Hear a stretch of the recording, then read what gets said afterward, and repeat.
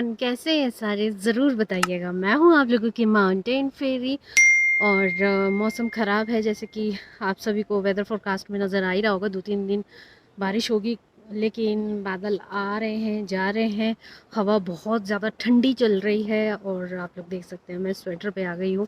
काफ़ी ठंड हो गई है, पर अभी तक फ़िलहाल बारिश नहीं हुई यहाँ पर। देखते हैं, अब 1-2 दिन है तो में भी शायद बारिश हो जाए। अगर बारिश हो गई तो बहुत ज़्यादा ठंड होने वाली है, पहाड़ों पे बर्फ़ पड़ जाएगी। अभी फ़िलहाल किन्नौर में पहाड़ों पे भी बर्फ़ नहीं पड़ी है, तो ठंड अब स्टार्ट हो जाएगी। तो आज की जो वीडियो है उसमें फ़्रेश वेजीज़ भी उठाएंगे हम लोग, और बाकी और चीज़ें मैं आप लोगों के साथ शेयर करती रहूँगी। तो ज़्यादा देरी ना करते हुए करते हैं वीडियो को शुरू। चलिए।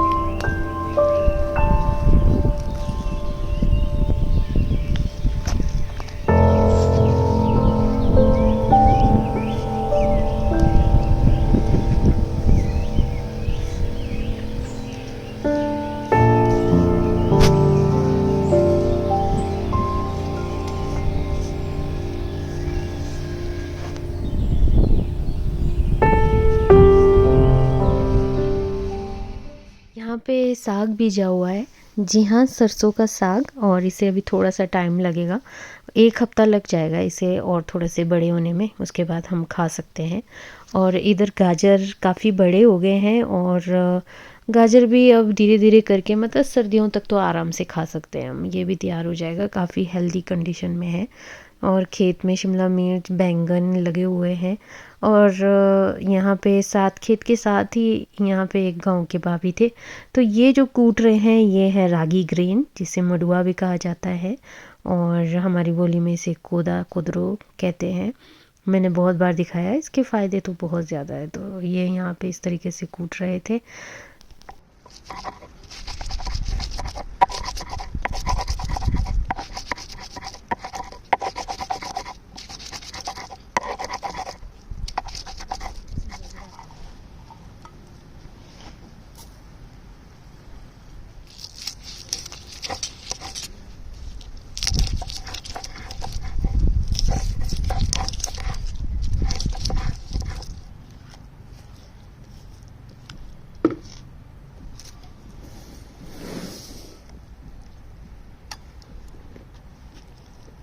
बरसात ख़त्म होने के बाद बहुत टाइम बाद बारिश वाला मौसम बन गया था, तो मैंने लगे हाथ पालक की पकौड़े भी बना दिए थे और चटनी भी पीस ली थी। और मेरा गार्डन आजकल कुछ इस तरीके से दिख रहा है, और आसमान में आप बादल देख सकते हैं।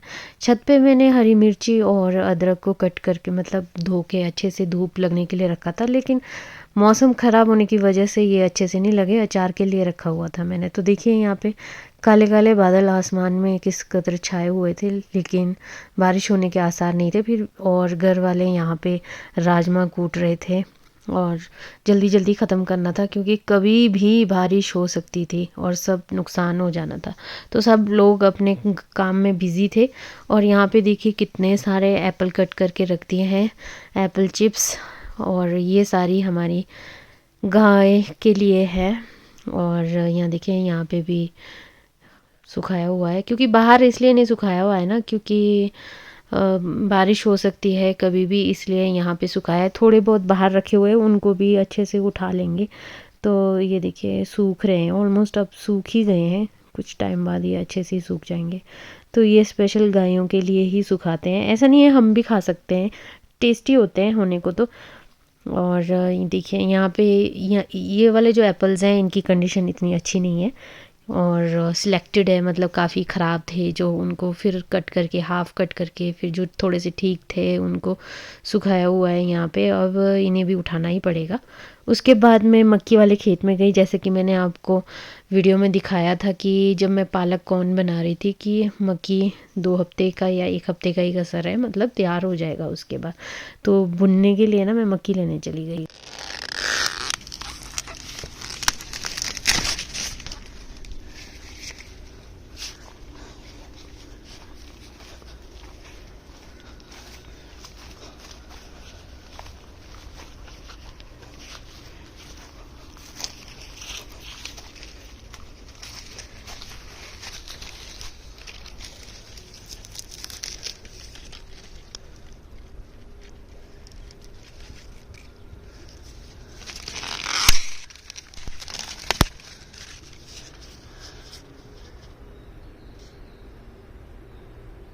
ये सैलेड हमारे खेत के ही है, मूली, शलगम, टमाटो और खीरा, एकदम फ्रेश। खाने में ना अपने खेतों का मज़ा ही कुछ और होता है।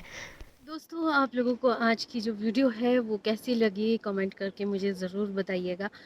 तो हमारे यहाँ पे फ़िलहाल खेतों में यही सारे वेजीज़ हैं, और अब धीरे धीरे सब ख़त्म हो रहे हैं। देखिए अब अक्टूबर तो आ ही गया है, फिर सर्दियों में सिर्फ गोभी, गाजर यही सब रह जाते हैं, और पालक और साग। बाकी तो कुछ नहीं मिलता सर्दियों में। शलगम भी होते हैं हमारे, विंटर्स तक रह जाते हैं, और कभी कभी मूली भी हमने लगाए होते हैं।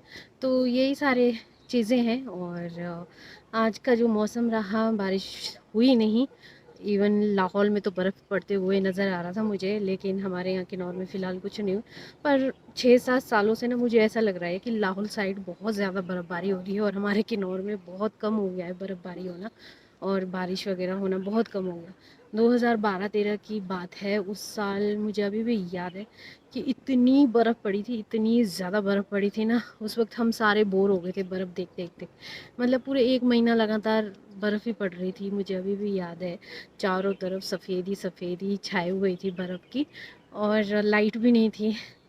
मतलब विंटर का टाइम काफ़ी अच्छा रहता था पहले के टाइम में, और अब तो पता ही है आपको, विंटर भी ऐसे ही निकल जाता है बिना बर्फ़ के।